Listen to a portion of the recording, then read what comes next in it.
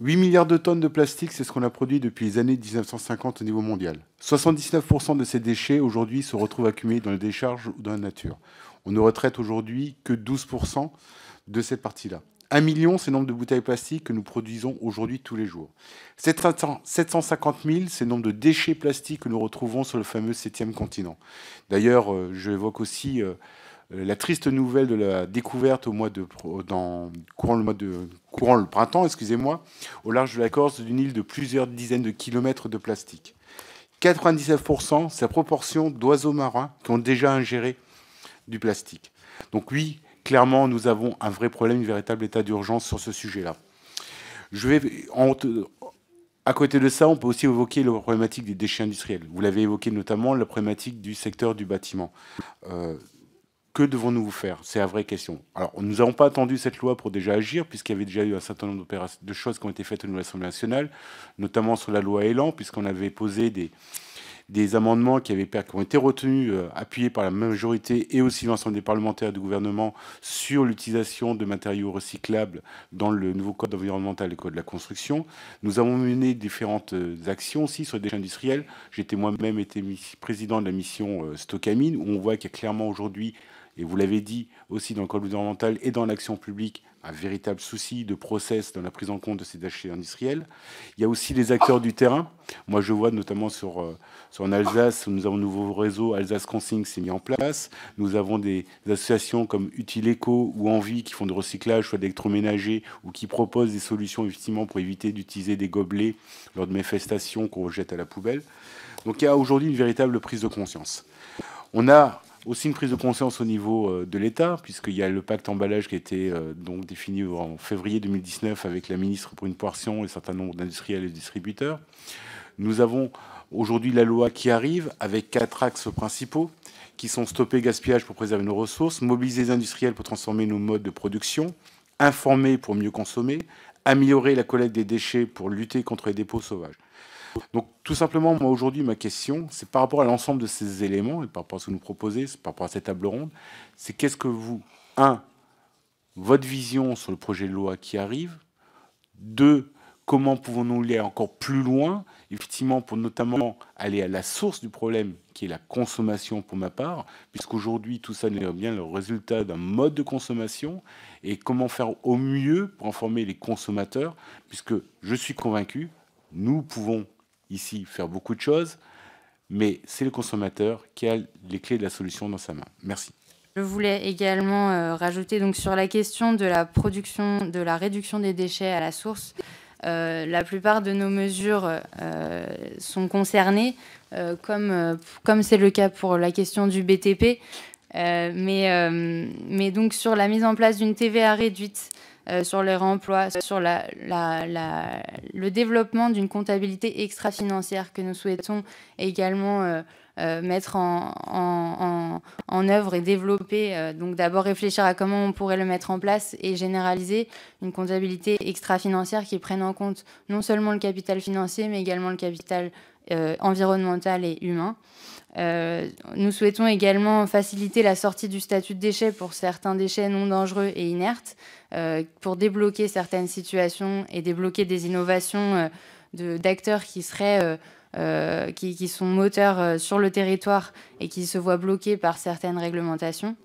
J'ai parlé de la commande publique et sur l'innovation également de la mise en place de certificats d'économie de ressources qui pourraient être un véritable levier pour débloquer, pour mettre en place un marché comme les certificats d'économie d'énergie basés sur les ressources. Pour répondre sur comment aller plus loin et surtout encourager d'autres modes de consommation, parce que je trouve que la question est importante. Il y a notre analyse sur le projet de loi, c'est qu'il y a pas mal d'intentions quand même assez intéressantes en termes de arriver à responsabiliser un petit peu plus les producteurs, à arriver à améliorer l'information transmise aux consommateurs. Cependant, dans les articles tels qu'ils sont rédigés actuellement, ça reste très vague Et donc, on a des craintes que derrière, dans l'application, par décret, etc., on soit loin de ce qu'était l'intention première. Donc, moi, globalement, une demande que je ferais, c'est essayer de préciser au maximum quelle est l'intention et et rendre ça un maximum opérationnel. Sur l'information du consommateur, je pense que c'est essentiel pour encourager d'autres modes de consommation. Il faut que le consommateur sache si un produit est réparable ou non. Donc là, il y a un indice de réparabilité qui est très intéressant en l'état. Mais il faudrait aussi qu'il sache si l'emballage est réellement recyclable ou pas. Ça, il n'y a pas d'information. Avec l'extension des consignes de tri, on va avoir un message qui dira « triez tous vos emballages dans le bac jaune ». Je pense qu'on va avoir ensuite des petits problèmes quand le consommateur va se rendre compte qu'en fait, tous les emballages ne sont pas recyclables. Donc, quelle information on pourrait donner? Moi, je pense qu'il y a un article du projet de loi qui est intéressant de ce point de vue-là, qui propose de rendre les bonus et malus qui sont d'ores et déjà appliqués sur les produits visibles sur le produit pour le consommateur. Je pense que cette disposition devrait être un petit peu précisée, mais en l'état, ça me semble être une bonne piste pour améliorer les choses.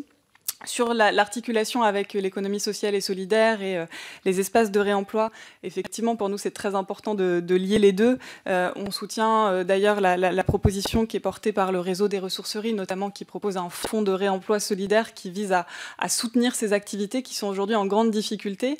Pas du tout parce qu'elles n'ont pas d'intérêt social ou environnemental, mais simplement parce que, par ailleurs, les politiques de soutien à l'emploi, etc., à l'emploi précaire sont un petit peu diminuées, et donc leur modèle économique est très contesté. Donc il faut trouver d'autres manières de soutenir, et je pense que l'approche économie circulaire est une bonne manière de faire. Sur l'aspect des surfaces de réemploi en déchetterie également, moi j'irais même plus loin. Je pense qu'on a besoin de surfaces allouées au réemploi à un maximum d'endroits. J'en parlais dans mon propos préliminaire pour les supermarchés. Ça vaut pour des grands projets immobiliers. Il faudrait, nous on travaille là actuellement avec un campus qui veut faire un campus zéro déchet. Ils n'avaient pas imaginé au départ dans leur plan d'allouer des locaux de stockage pour gérer les biens qui pourraient être réutilisés, la vaisselle réutilisable, etc. Donc l'enjeu de la surface disponible pour faire du réemploi, il est essentiel, et je pense qu'on pourrait effectivement préciser la loi là-dessus. Je terminerai simplement sur la consigne. Nous, notre position sur la consigne, c'est que si elle ne concerne que les bouteilles plastiques et les canettes, elle n'est pas très intéressante d'un point de vue environnemental. On va améliorer, certes, la consigne améliore clairement les taux de tri et le recyclage, mais on reste sur de l'emballage jetable, et on a même un risque que ramener son emballage jetable au supermarché devienne le geste écolo par excellence, et donc qu'on ne s'interroge pas sur, par ailleurs, la consommation de bouteilles plastiques, la consommation de canettes, etc. Donc pour nous, un système de consigne, il doit forcément être un levier qui encourage aussi à la transition vers un maximum de réemploi là où c'est possible. C'est pour ça qu'on n'est pas opposé frontalement au principe de la consigne en tant que tel, mais que pour nous, l'ensemble des mesures que je vous ai présentées en propos liminaire qui vise à encourager le réemploi des emballages, c'est primordial. Et deuxièmement, la consigne pour recyclage, elle doit être articulée avec le réemploi. Ça veut dire une information claire aux consommateurs, disant que certes cet emballage est consigné, mais aussi une information visant à dire cet emballage est réutilisable, cet emballage est jetable. Il faut peut-être des montants de consigne différenciés, selon que c'est du recyclage ou du réemploi. Et il faut des machines de collecte, de récupération de ces emballages qui soient compatibles avec une collecte préservante, c'est-à-dire qu'on puisse aussi ramener ces bouteilles en verre réutilisables dans ces machines et qu'elles ne soient pas cassées à l'arrivée dans ces machines. C'est possible, ça existe, mais il faut faire attention à le préciser. Voilà. Merci.